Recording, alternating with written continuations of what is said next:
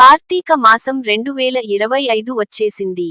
హిందూ సంప్రదాయంలో కార్తీక మాసానికి ఎంతో విశిష్టత ఉంది. దీన్ని అత్యంత పవిత్రమైన మాసంగా భావిస్తారు. దేవతారాధనకు, ఆధ్యాత్మిక సాధనకు అత్యంత శుభప్రదమైనదిగా, ముఖ్యంగా పరమేశ్వరుడికి, విష్ణుమూర్తికి ప్రీతికరమైన మాసంగా విశ్వసిస్తారు. పూజలు, నోములు, వ్రతాలు ఆచరిస్తారు. ముఖ్యంగా ఈ మాసంలో పాటించే ఉపవాసాలకు ఒక ప్రత్యేకత ఉంది. ఈ నేపథ్యంలో ఏ రాశి వారు ఎలాంటి పరిహారాలు పాటిస్తే మంచి ఫలితాలు ఉంటాయో తెలుసుకుందాం. కార్తీక మాసం శివకేశవులకు అత్యంత ప్రీతికరమైన మాసం. ఈ మాసంలో సూర్యోదయాని కంటే ముందే నిద్రలేచి పవిత్ర స్నానం ఆచరించడం అత్యంత శుభప్రదం. అనంతరం ఉదయం పూట తులసి కోట వద్ద దీపం వెలిగించడం, సాయంత్రం పూట నక్షత్ర దర్శనం తర్వాత ఇంట్లో తులసి కోట వద్ద దీపం వెలిగించడం మంచిది. అలాగే దీపదానం చేయడం అత్యంత శుభప్రదం. అలాగే సోమవారాల్లో శివుడికి అభిషేకం చేయడం, శనివారం రోజు విష్ణు ఆరాధన చేయడం విశిష్టమైనది. అలాగే శనివారం విష్ణు సహస్రనామం పారాయణం చేయడం అత్యంత శుభప్రదం. అలాగే ఈ మాసంలో ప్రతిరోజు ఉపవాసం ఉండలేకపోయినా ముఖ్యమైన పర్వదినాలైన కార్తీక సోమవారాలు, కార్తీక ఏకాదశి, కార్తీక పౌర్ణమి వంటి రోజుల్లో ఉపవాసం పాటించడం పుణ్యప్రదం. మరో ముఖ్యమైన విషయానికి ఏమిటంటే, ఈ మాసంలో పేదలకు శక్తిమేర దానం చేయడం కూడా పుణ్యం. అలాగే కార్తీక పురాణం చదవడం అత్యంత శుభప్రదం. ఇవన్నీ అందరూ పాటించాల్సిన నియమాలు. అయితే ఆయా రాసుల వారు వారి వారి రాశి ప్రకారం కొన్ని నియమాలు పాటిస్తే అత్యంత శుభప్రదం. అవేమిటో ఇప్పుడు చూద్దాం. మేష రాశి. ఈ రాశి వారు కార్తీక మాసంలో శివారాధన చేయడం ఉత్తమం. అలాగే శివుడికి అభిషేకం చేయడం మంచిది. అంతేకాకుండా రాగి పాత్రలో దీపం వెలిగించడం శుభప్రదం. వృషభ రాశి. ఈ రాశి వారు శివారాధనతో పాటు తులసి పూజ చేయడం అత్యంత శుభప్రదం.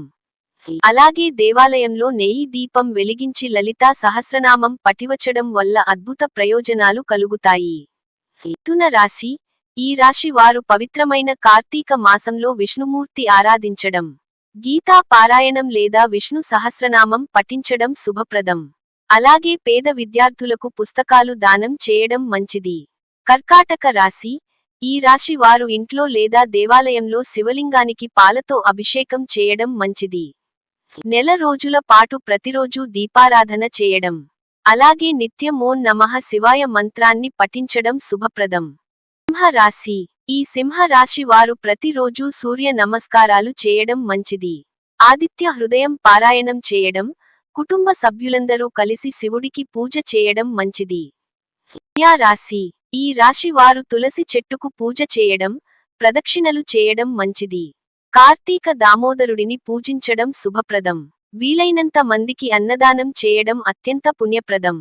తులా రాశి. ఈ తులా రాశి వారు కార్తీక మాసంలో లక్ష్మీదేవిని పూజించడం అత్యంత శుభప్రదం.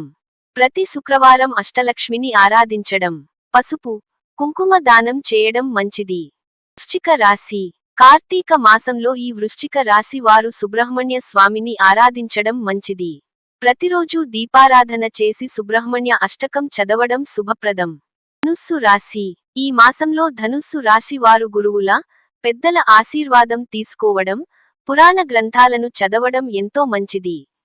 అలాగే శ్రీమహావిష్ణువును పూజించడం కూడా శుభ ఫలితాలను ఇస్తుంది. రాశి.